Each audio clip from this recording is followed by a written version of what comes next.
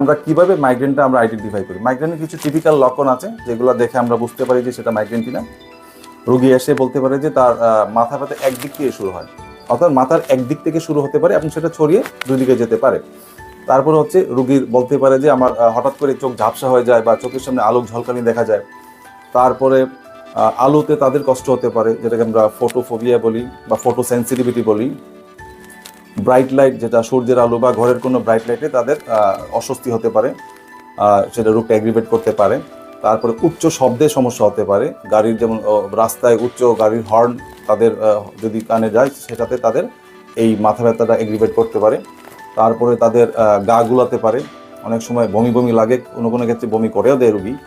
তারপর তাদের daily activities একটা হ্যাম্পার ঘটে, যেমন তাদের কাজকর্মে আসলে মনোযোগ কমে যায়। অনেক সময় রুগী বলে যে আমার খুবই খারাপ লাগছে, আমি যদি মাথাটা একটু টেবিলে এলিয়ে দিয়ে আমি ঘুমাতে পারতাম বা একটু শুয়ে পড়তে পারতাম আমার ভালো